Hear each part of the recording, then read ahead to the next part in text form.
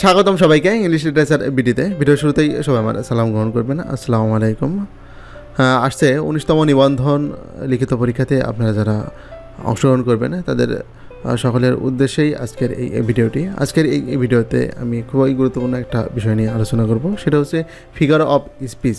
তো পর্যায়ক্রমে figure of speech সম্পর্কে আপনারা ডিটেলস ভিডিও কিন্তু পেয়ে যাবেন আমার এই চ্যানেলে। এবং আপনাদের অবগতির জন্য একটা বিষয় জানাই রাখি, সেটা হচ্ছে আমার এই চ্যানেলের পক্ষ থেকে 19তম নিবন্ধন লিখিত পরীক্ষার জন্য একটি কোর্স চলমান হয়েছে।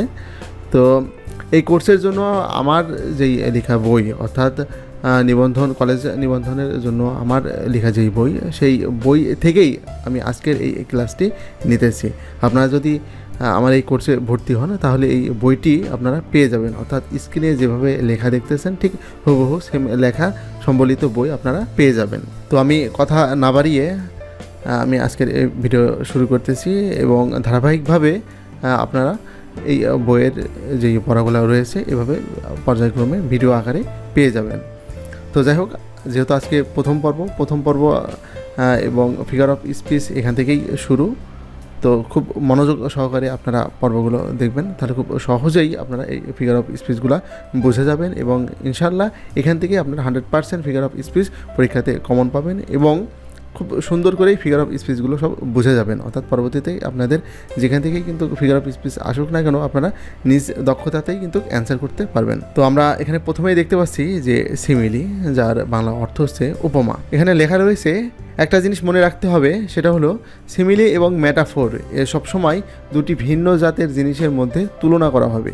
যেমন বাঘের সাথে মানুষের তুলনা হলো দুটি ভিন্ন জাতের জিনিসের মধ্যে তুলনা, কিন্তু যদি রহিমের সাথে করিমের তুলনা করা হয় তাহলে সেটা হবে একই জাতের দুটি জিনিসের মধ্যে তুলনা। বাঘের সাথে মানুষের যদি তুলনা করা হয় আর এই তুলনাতে যদি অ্যাজ বা লাইক ব্যবহার করা হয় তাহলে সেটা হবে সিমিলি, আর যদি অ্যাজ বা লাইক ব্যবহার না করা হয় তাহলে সেটা হবে মেটাফোর। আর রহিমের সাথে যদি করিমের তুলনা করা হয় তাহলে সেটা হবে হচ্ছে ডিগ্রি। এখানে লেখা রয়েছে 1, 2, 3। প্রথম 1 নম্বর যে সেন্টেন্সটা রয়েছে সেটা এখানে রয়েছে হচ্ছে Rahim is as strong as tiger. এটা হচ্ছে সিমিলি, অর্থাৎ দুটি ভিন্ন জিনিসের মধ্যে তুলনা করা হয়েছে এবং এই তুলনায় অ্যাজ ব্যবহার করা হয়েছে। 2 নম্বর রয়েছে যে রহিম ইজ এ টাইগার। এটা হচ্ছে মেটাফোর, দুটি ভিন্ন জিনিসের মধ্যে তুলনা হয়েছে এবং এই তুলনায় অ্যাজ ব্যবহার হয় নাই। 3 নম্বর রহিম ইজ অ্যাজ স্ট্রং অ্যাজ করিম। এটা হচ্ছে ডিগ্রি, দুটি একই জিনিসের মধ্যে তুলনা করা হয়েছে বা একই জাতের জিনিসের মধ্যে তুলনা করা হয়েছে। তো এটুকু যদি আমরা একটু এক্সপ্লানেশন করি তাহলে এটাই দাঁড়ায় যে দুটা ভিন্ন জাতের জিনিসের মধ্যে তুলনা হবে এবং এই তুলনাতে যদি অ্যাজ বা লাইক ব্যবহার হয় তাহলে সেটা হচ্ছে সিমিলি, আর যদি অ্যাজ বা লাইক ব্যবহার না হয় তাহলে সেটা হবে হচ্ছে মেটাফোর, সোজা হিসাব। এবং এখানে মনে রাখতে হবে যদি একই জাতের জিনিসের মধ্যে যদি তুলনা হয় তাহলে সেটা হবে কিন্তু ডিগ্রি, অর্থাৎ সেটা কিন্তু সিমিলিও হবে না বা মেটাফোরও হবে না। এই বিষয়টা বোঝার জন্য আমরা একটা উদাহরণ দেখব। এখানে 1 নম্বর যে উদাহরণটা রয়েছে সেই উদাহরণটা হচ্ছে Rahman is as slow as a snail, যার বাংলা অর্থ হচ্ছে শামুক যেমন ধীর গতির রহমানও তেমন ধীর গতির।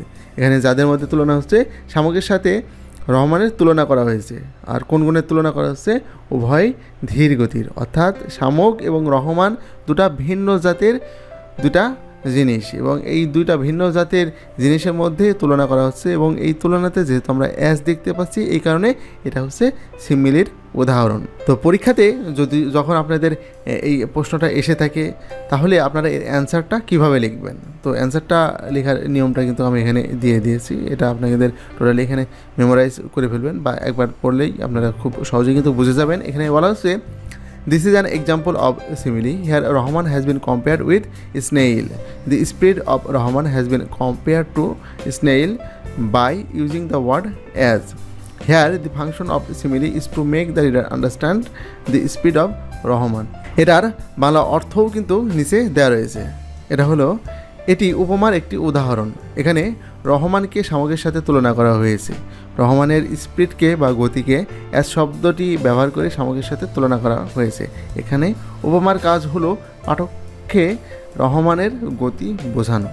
তাহলে এভাবেই কিন্তু আপনাদের পরীক্ষার হলে অ্যান্সার করতে হবে। আশা করি এই পর্বটা দেখার পরে সিমিলি এবং মেটাফর যে বিষয়টা কি এটা আপনারা খুব ক্লিয়ারলি বুঝে গেলেন, এবং একটা উদাহরণের মাধ্যমেও আমি আপনাদের বোঝাই দিলাম যে পরীক্ষাতে যদি এ ধরনের প্রশ্ন আসে তাহলে কিভাবে এর অ্যান্সারটা লিখবেন। তো এখন আশা করি এই বিষয়টা এখন ক্লিয়ার। তো ফিগার অফ স্পিচ সম্পর্কে আমার কিন্তু এখানে ডিটেলস সব কিছু এখানে দেওয়া রয়েছে আমার এই বইতে। এই বইতে অনেক রয়েছে। তো পর্যায়ক্রমে আমি যতদূর সম্ভব, হয়তো ইউটিউবে সবগুলা দেওয়া সম্ভব হবে না, তারপরেও যতদূর সম্ভব আমি আপনাদের এটা দেওয়ার চেষ্টা করব।